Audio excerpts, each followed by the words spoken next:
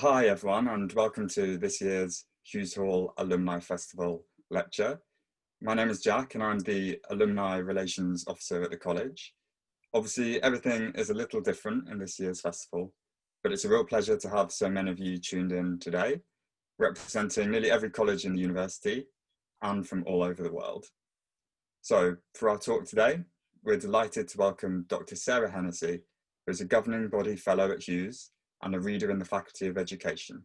I'm going to be talking about my work on dialogue, technology and learning today. I'm representing to some extent the Faculty of Education and Hughes Hall, but also the Cambridge Educational Dialogue Research Group, which is the research grouping that has produced some of this work that I'll be sharing with you today. So a brief outline of what I'll be covering. What's dialogue and why is it important? Why would we want to study it? Why would we want to look for it even? And how can technology use support learning through dialogue? I'll give you an example of technology supported dialogue over time and then draw some conclusions. So starting off with the key question, why is educational dialogue important and exactly what is it? And apologies to those of you from the education field who are already familiar with what is dialogue, but I'm imagining that probably not everybody is, so I'll give a brief introduction. So dialogue takes place between teachers and students in all kinds of settings, in all kinds of subject areas of all ages. It also takes place between learners, of course. There are a variety of settings where this could happen. And although my focus is on education, of course, dialogue is actually relevant to many other aspects of our lives. In fact, it's a life skill. COVID-19 makes it a little harder, of course, to have dialogue, but I think some members of the population are managing nevertheless. Remote learning can also support dialogue around a common activity, and this is key for work in education. So in this little cartoon, we have a number of students all collaborating on the same screen, but remotely with a teacher at the desk. So what do we mean by dialogue exactly? It's not just talk, it's actually understanding a situation from somebody else's point of view.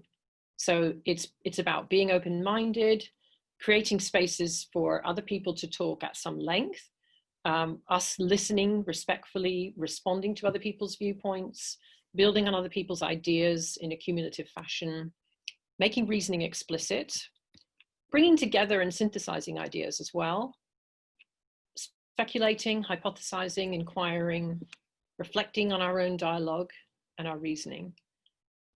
And in particular, having some kind of an element of critique.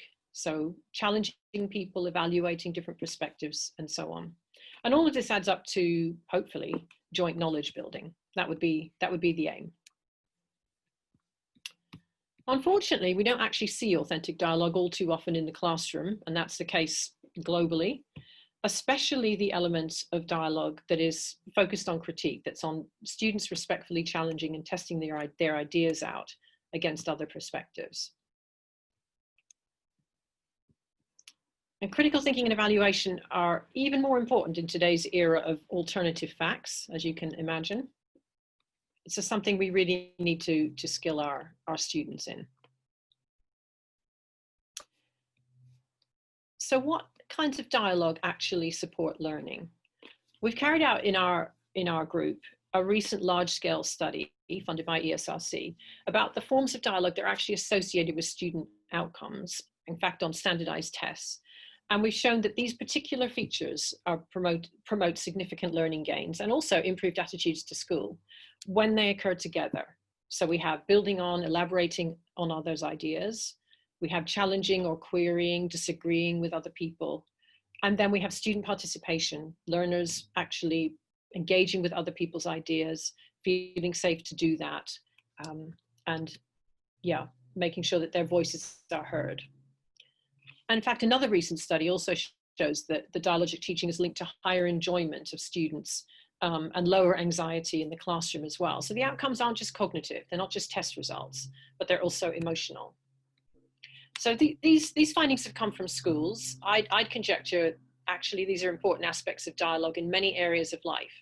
So building on others' ideas means, of course, we have to listen to people carefully. Learning to challenge constructively means that a discussion is going to become a debate rather than a heated argument, and ensuring that everyone gets to participate and have their voices heard. Again, it's a life skill which we're quite likely to need in the workplace, just as much as the classroom. So how do we support this participation, the sort of the learner participation element? We know that the dialogue can only flourish when learners feel comfortable to contribute, willing to try out their ideas without being afraid to fail, without being laughed at. And this supportive ethos for dialogue creates a safe dialogic space, if you like, based on mutual trust, based on support for trialing out tentative ideas and seeing whether they fly. And this atmosphere for dialogue is positively associated with student learning gains, as I mentioned just now. And only when that was in place was the building on ideas or the challenging actually linked to learning. So you have to have that foundation of a supportive climate before dialogue is actually going to take place and support learning. And obviously building this kind of supportive climate takes time. It's going to mean teachers talking less and avoiding domination by a few vocal people. In this particular maths lesson that you can see featured here, the students were contributing their various methods for solving percentage problems and evaluating the merits of those, weighing them up, seeing which ones were more efficient. One of the strategies most productive for learning is following up when someone has made a contribution. So a teacher drawing out ideas from the students, probing them further, especially using how and why questions, that kind of thing. So I want to particularly highlight the notion of difference as being really important in dialogue. So having a difference between perspectives is where you're going to get the dialogic space, and dialogue is what happens in that gap, in that space, if you like, as people try to negotiate a kind of shared meaning in between.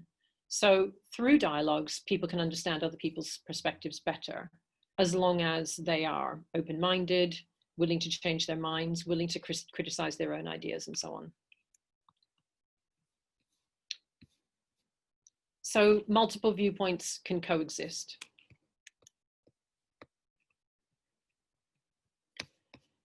And I want to celebrate disagreement to some extent, valuing different ideas. And there's a nice quote from a student I interviewed who said, well, if everyone agrees, then there's nothing to discuss, and he had a point really.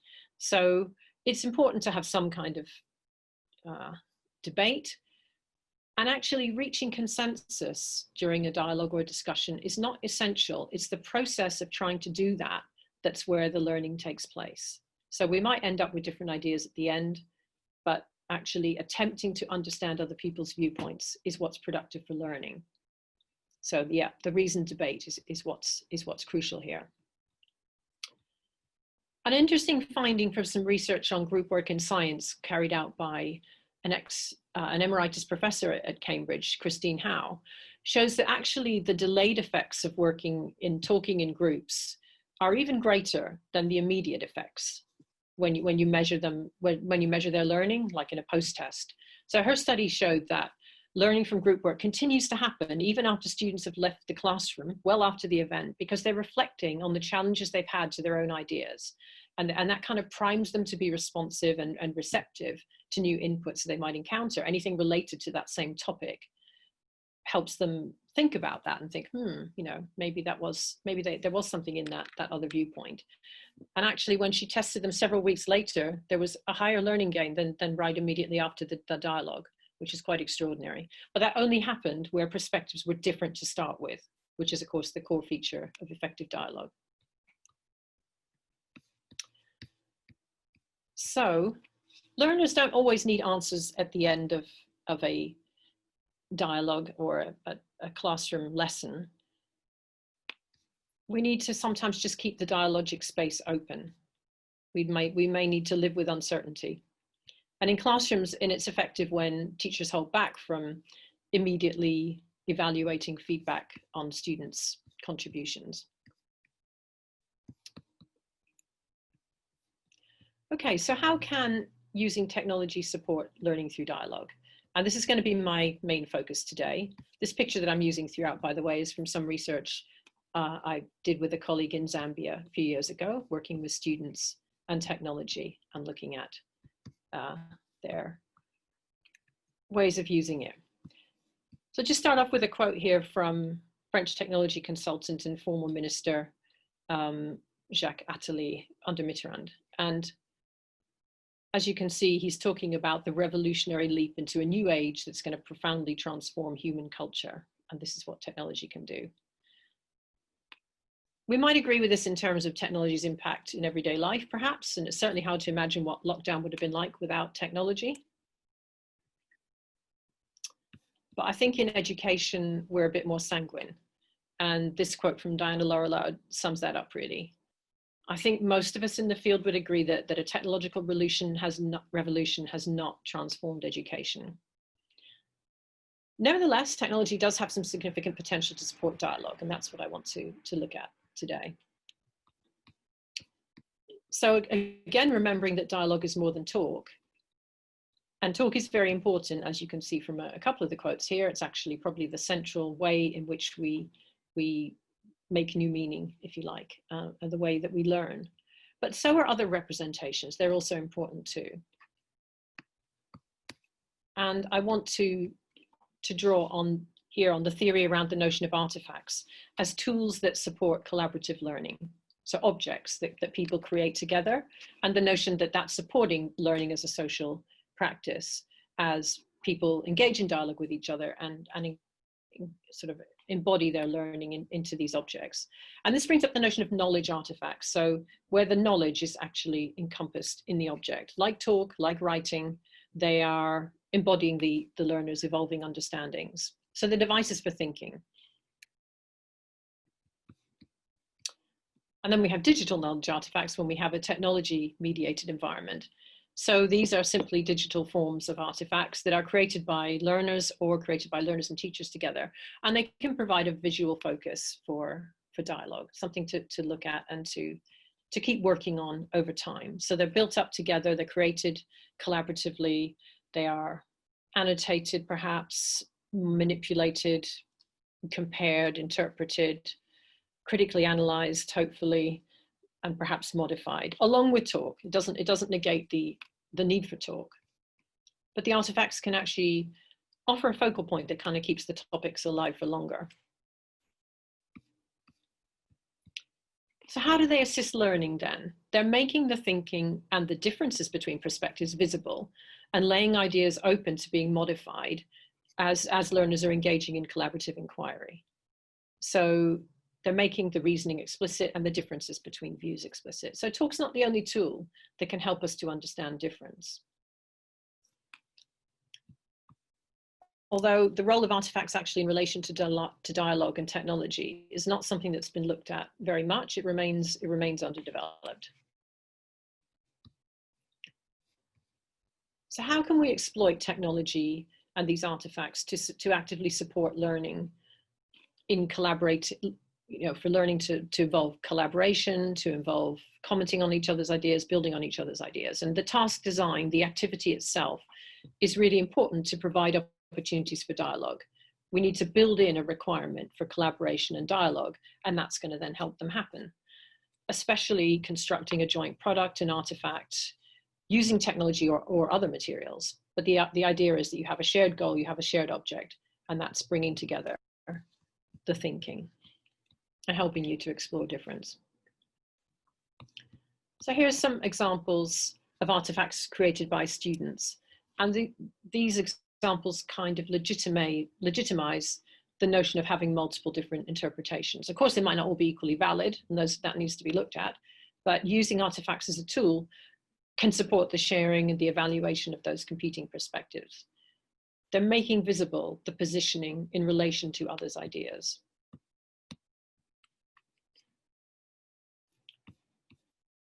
Here's an example that shows that we can actually have a really simple but powerful use of technology. It doesn't have to be technologically advanced in order to support learning. So just being able to use a display board or a computer screen for students to think about a story. This is images from a story animation with speech bubbles where children who were aged 10 wrote what each character might be thinking in the bubbles. And then the rest of the class looked at those ideas and indicated whether they agreed or disagreed with them, and so on.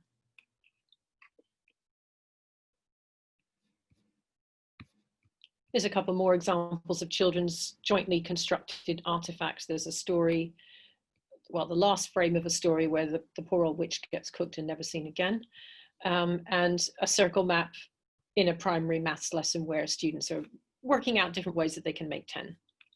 And actually using technology in this way can encourage and include the students who might not necessarily want to contribute orally, so the more reticent students.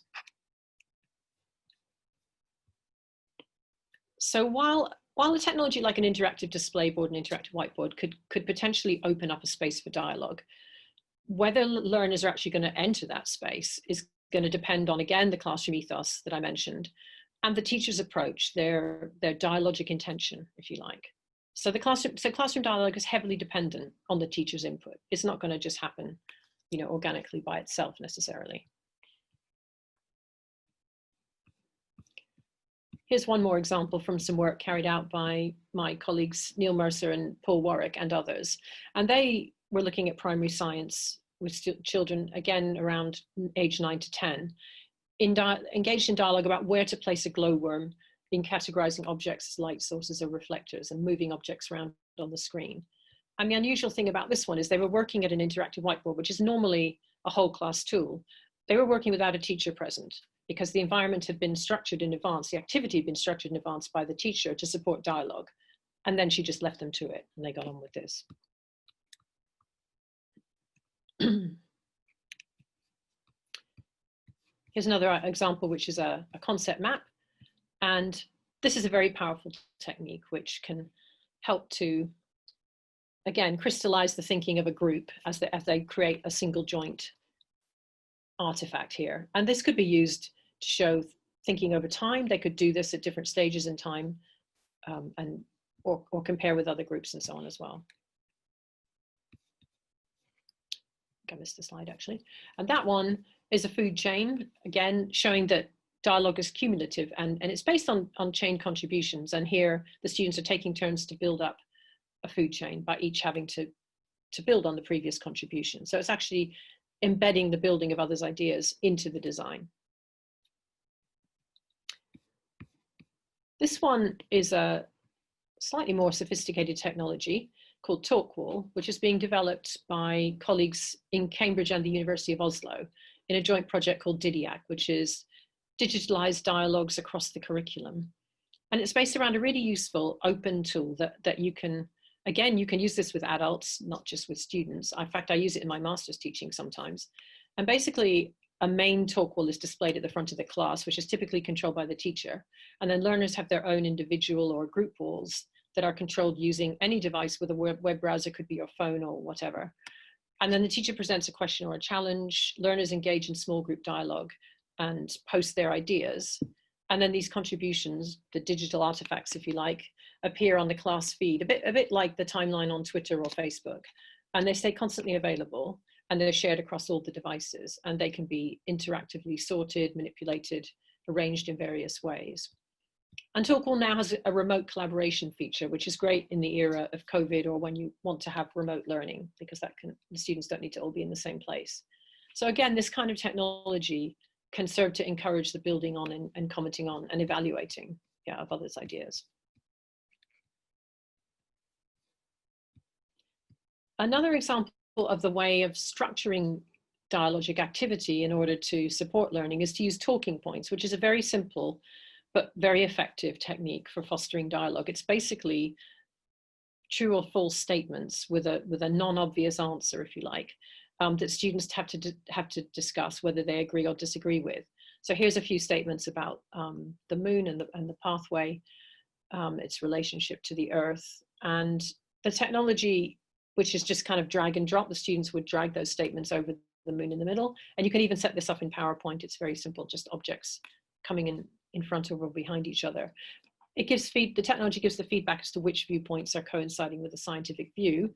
After the learners have discussed them, given their explanations, debated the statements and so on. You could use it for other topics too, like in conjecturing about which numbers are prime numbers or something like that. So basically you drag the statements and the ones that are correct end up in the front like that. Quite simple, but quite effective. So some of you who are educators might want to try this out if you haven't already, which is instead of asking questions to students, which kind of imply that there's an answer, try out the talking points, because they tend to sustain dialogue for longer, because you don't ever get to an answer. You know, you just have a discussion, and they're brilliant for discussing controversial topics. So are there any such topics that you can think of out there in the world at present? Any controversial topics? Here's a few that I thought of that you might like to consider. Yeah, these kind of things could stimulate quite a bit of debate, probably. They don't have any right answers, of course. They just provoke dialogue and reasoning as people discuss whether they agree or not. Okay, and then the last section of my presentation, I just want to talk about dialogue over time in a technology context. And the notion that digital artifacts, they're not final or fixed. They are actually constantly improvable. So building knowledge is actually well served through using these kind of reusable objects, because they sustain dialogue and they continue to help it develop over time. And this perspective on dialogue is a kind of a vehicle for the ongoing process of jointly constructing knowledge, if you like. So how can we use this with learners? It's based on the notion that, well, genuine dialogue is not going to confine itself to a 50-minute lesson, a grouping of 30 students of a similar age, or even a particular classroom space or a learning space. It has a kind of temporal dimension that can stretch over long periods of time and across different spaces as well.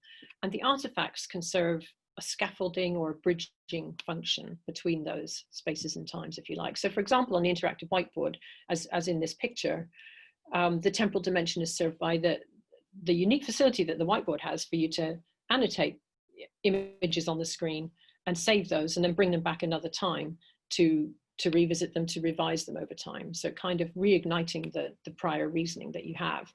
So I've already shown you the example of a concept map that could be used to compare ideas between time points or even between groups and see if they've differed or developed. And in this particular case where the teacher's pictured, he actually brought in a concept map that was created by another class in a brainstorm on why do wars start, and asked this class what they thought and whether they agreed with these particular ideas.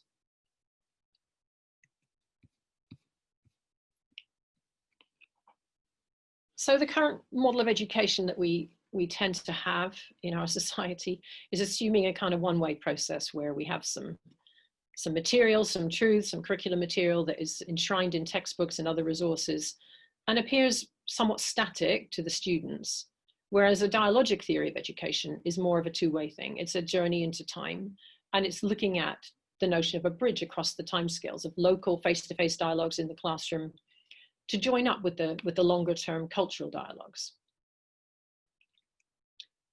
So this is an area where I've been working with some colleagues and also some at Hong Kong University as well, and we're looking at how digital artifacts can support multimodal dialogic interaction, if you like. So to give you an example, from that same teacher I just showed you, we filmed him in 6 lessons, secondary school history lessons, which featured the topic, how golden was the age of Queen Elizabeth I? But also he was wanting the students to look at how useful paintings are actually as historical evidence. So he had a sort of process objective as well. And the aim here was to sort of induct the students into the practices of professional community of historians by modeling the critical thinking and inquiry processes that they might use themselves. Obviously, historians might make different interpretations of the same sources, so he wanted students to engage with that.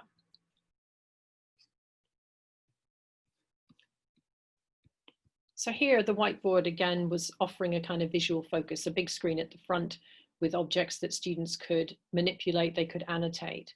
And he used some historical portraits, and students were interpreting them, annotating them with what they thought the pictures were showing, and drawing some links.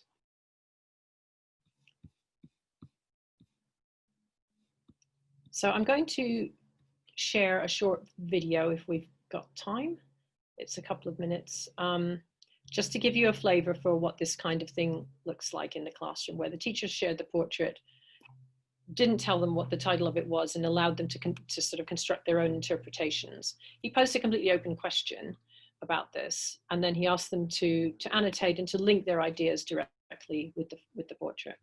Let's hope this will play.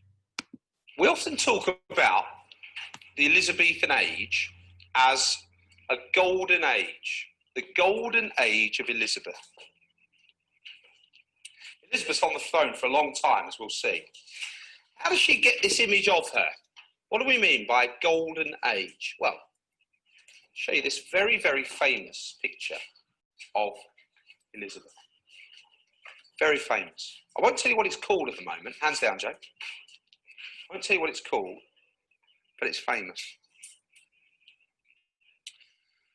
The golden age, how does this picture show a golden age of this queen? Any thoughts on that? Okay, Luca. It's a woman who's posh, expensive, good. Misha, what else might suggest a golden age? Label that, please. Thank you. Oh, Sam's hand goes down. Misha's spotted. Danny, it's quite hard to see at the back, isn't it? But can you see what's in that picture that Misha's labelling?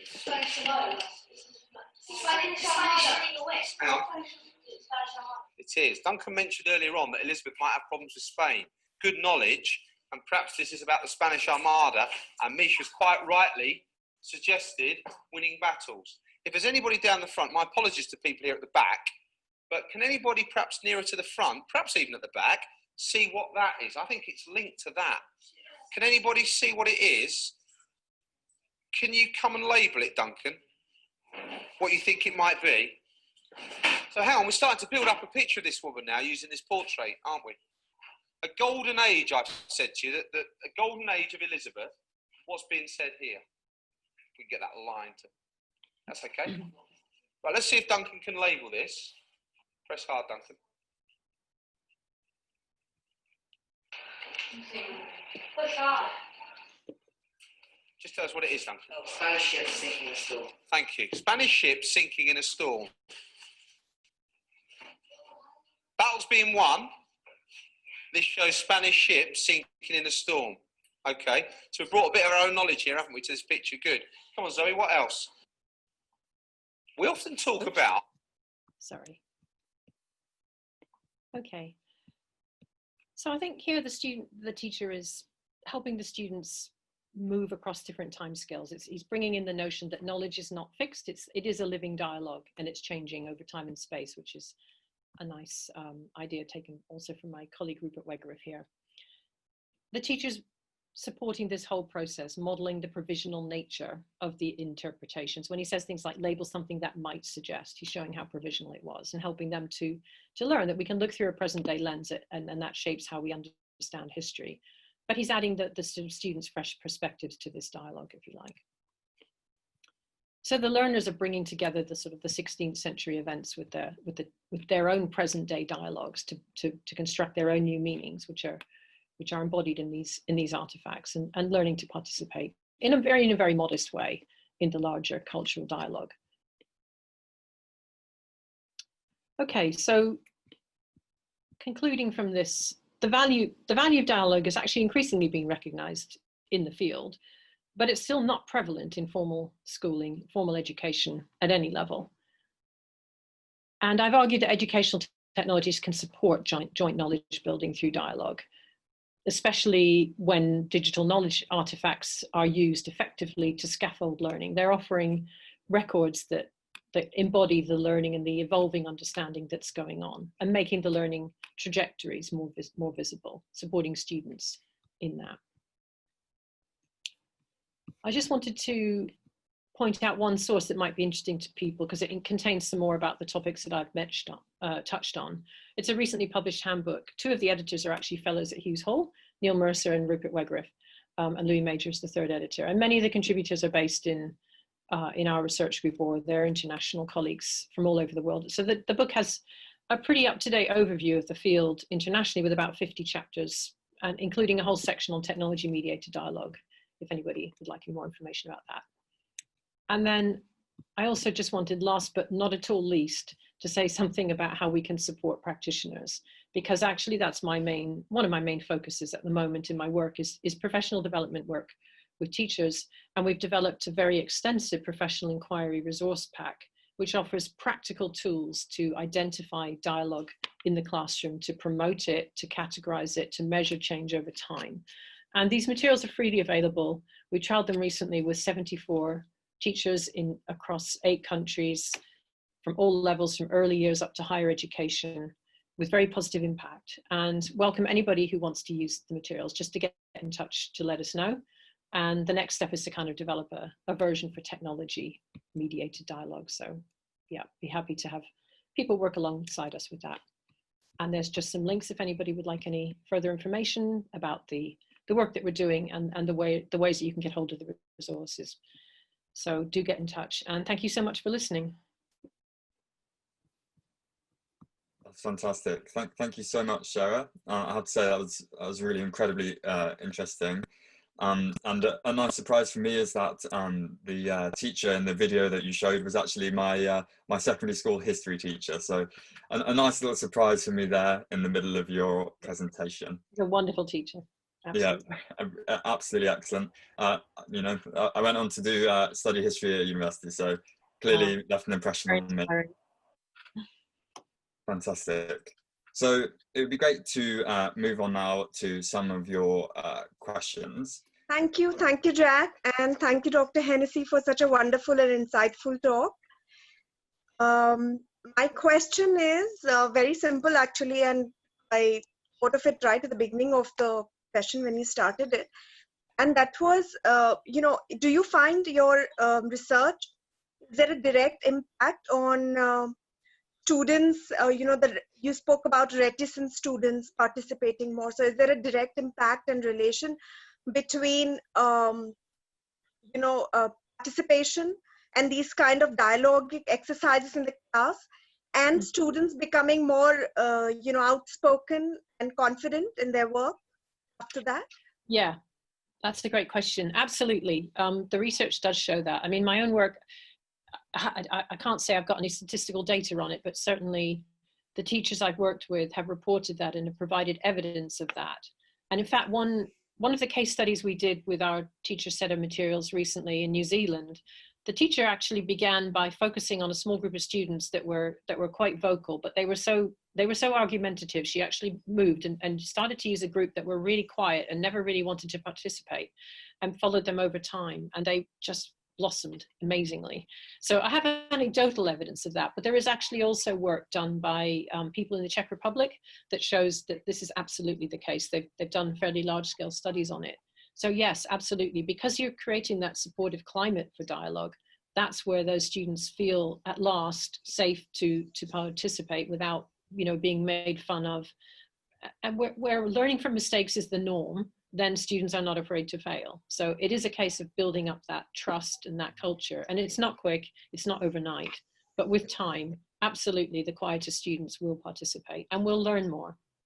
Yeah, thank you. Thank you. Thank you, Jack. Thank you.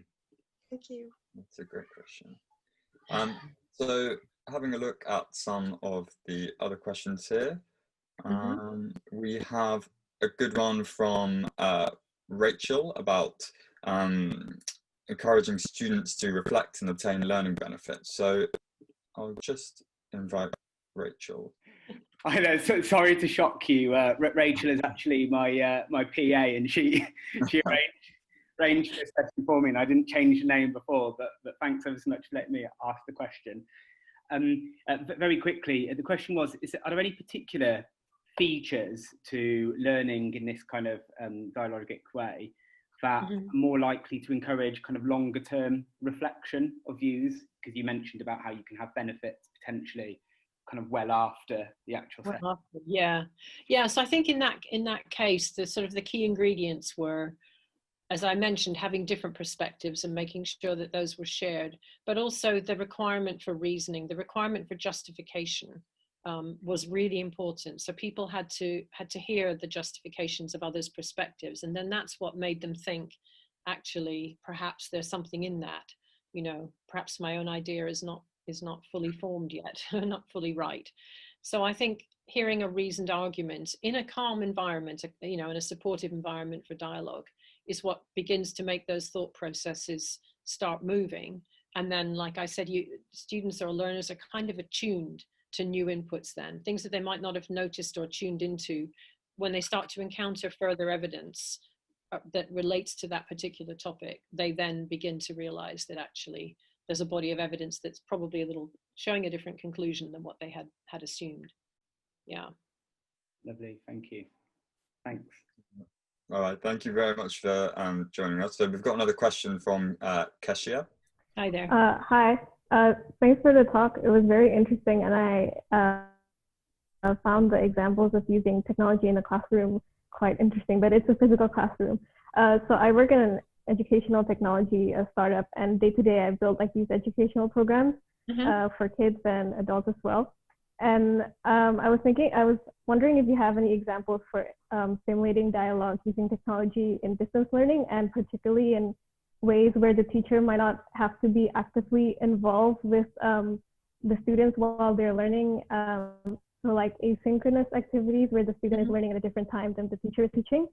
Because my issue in my work is always that I want to try to make programs for as many students as possible. So like teachers can't be teaching like 1,000 students at the same time. So I want to find ways in which we can stimulate dialogue without being actively involved all the time. Would you happen to have any examples of those kinds of activities? Yeah, so I think basically the same principles apply when you're in a remote learning environment, distance learning. You know, the same principles of dialogue still hold. So you still want to have a supportive atmosphere. You still want to make sure that people know the ground rules and are respectful in their contributions. But I think actually, you know, online dialogue, especially, you know, asynchronous, well, both synchronous and asynchronous actually, can be very conducive to good quality dialogue, as long as the task is conducive. As I mentioned already, it needs to have a built-in requirement for people to work together. So if you have a discussion forum, or if you have a joint object they're meant to create, a joint presentation or a joint report or whatever it is, a joint piece of analysis, depends on your topic area, what you're teaching, but something, a joint project they need to work on. And then also having a place where people can post contributions, whether it's a discussion forum or whatever, or Talkwall or something, and then others can comment on that and others can comment on the comments, so that a dialogue gets going and you get threads and chains of contributions. I mean, I've used that recently in my own master's teaching, because obviously we're all teaching online now. We've had to adapt our methods, and having students upload little presentations and then others looking at them asynchronously and commenting on them before the session. And then we had a live session where the students, you know, sort of responded to some of the comments and questions that they'd got and things like that. So I think it's a case of, you know, any task can create dialogue if it has those basic principles in place. And I think it's just a case of thinking about those. I hope that helps a bit. Right. That's yeah, so the basic principles were? So having the supportive atmosphere for dialogue, having the requirement for students to comment or build on each other's ideas, having a joint product or goal, all of those things need to be in place. All right, thank you. Okay. That's lovely. Thank you very much for your question. So I wondered if there's any other questions that stand out to you that you'd like to. Well, I'll take the one at the top, which is from Christine Wells. I could answer that one. Yeah, I'm not sure if my camera's working. Apologies if it's not. Yeah, I was just very interested in what you were saying about how dialogue was resulting in better attainment in sort of standardized assessment scores and the like. And I was curious to see if there'd been any work done to think about how good dialogue practice in the classroom is actually promoting a learner's mental well-being and mental health. Yes, I mean, I think I mentioned when I talked about the large-scale study and the impact on learning outcomes, I mentioned that there was another recent study which showed that actually use of dialogic teaching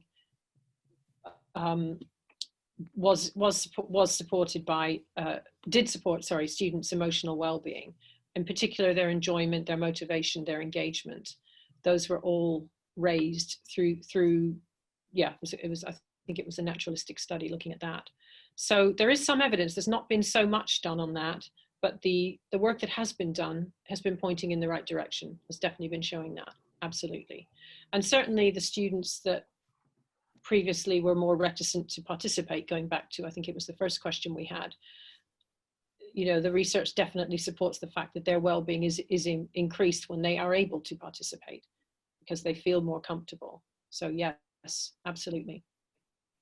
And do you think that's perhaps more important now in sort of where we've had children remotely learning due to lockdown, that perhaps the impact of dialogue in a remote classroom using technology in this way could actually help support children through Absolutely. what remains of the pandemic? Yeah, absolutely. I think it could be a very important tool. Yeah, I think there's quite a lot of, I mean, all the evidence that's come out has been in the right positive direction, even though, as I said, there's not so much evidence on it. People have tended to focus on learning outcomes, but the work that's there is very positive in its promise. And so I think it could definitely help with the kinds of mental health issues that have arisen through the various changes that we've all had to face, and children particularly. So absolutely, I would encourage any of you who are teachers to have a think about that and see which ways you think you could engage your particular learners at this moment in time and at the stage that they're in their lives. Thank you very much. I could just, do we have time for one more, Jack, or?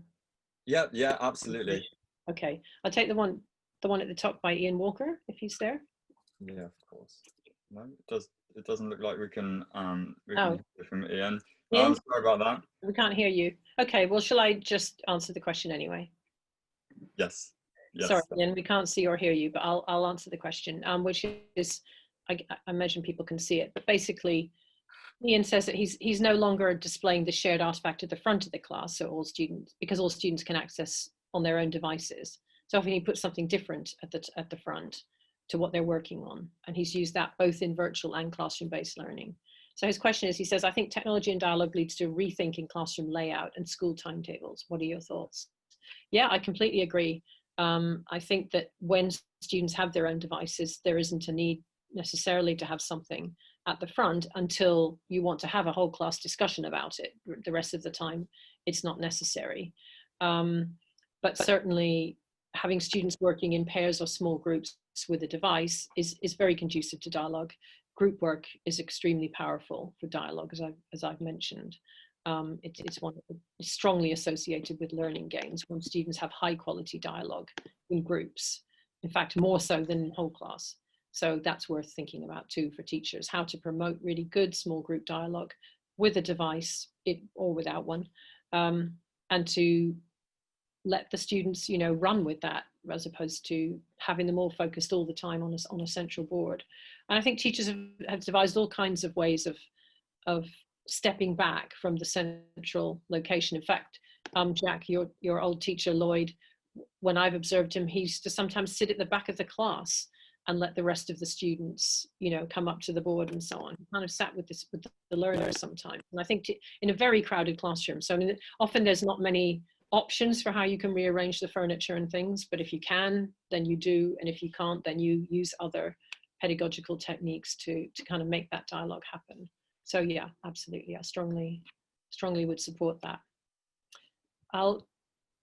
Should we stop now or should I?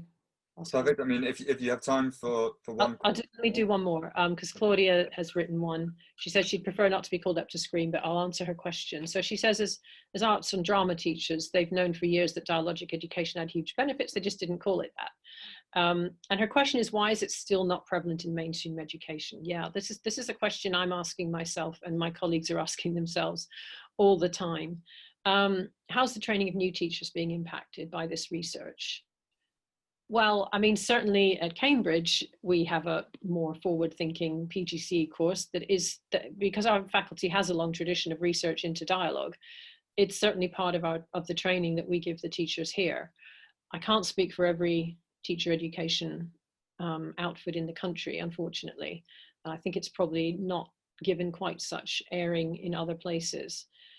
I think also it's not because it's not common in schools, teachers who are students are not necessarily seeing it in practice, so it's difficult to, you know, they're not seeing it modeled apart from on their one or 2 days during their training.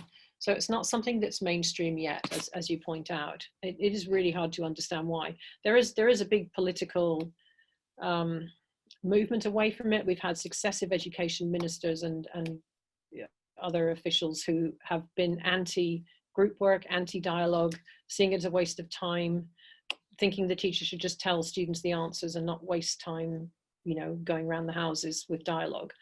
So when you have that kind of, you know, political climate, it's actually really difficult to make progress, even though the research is now pretty convincing. But we've only had this evidence from large-scale studies in the last couple of years, to be honest. Our study and another parallel one that was carried out in York by Robin Alexander came out around the same time a couple of years ago. And before that, the research was much more disparate, much small scale, fragmented, not hugely convincing. So I hope now that we've got this evidence, we can go to policymakers armed and try to get them to listen, which will be a challenge in itself.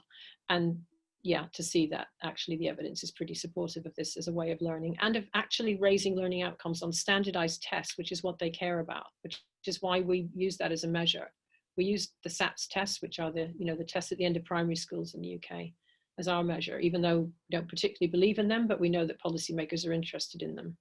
So yeah, our next challenge is to convince those in power to open their eyes. So I think I should probably stop there, but just to thank all of the participants very much for their questions, very thought-provoking, and I'll try to skim the rest of them as well afterwards. But yeah, thank you all for coming. Yeah, that's lovely. Well, thank you very much, Dr. Hennessy. That was incredibly interesting. Yeah, I'll repeat what you said. Thank you to everyone that's come today and for your questions. We will try and get some of them up with some answers on our website as well afterwards in the next few days, so that you'll be able to see some answers to your questions. So thank you once again, and thank you all for coming.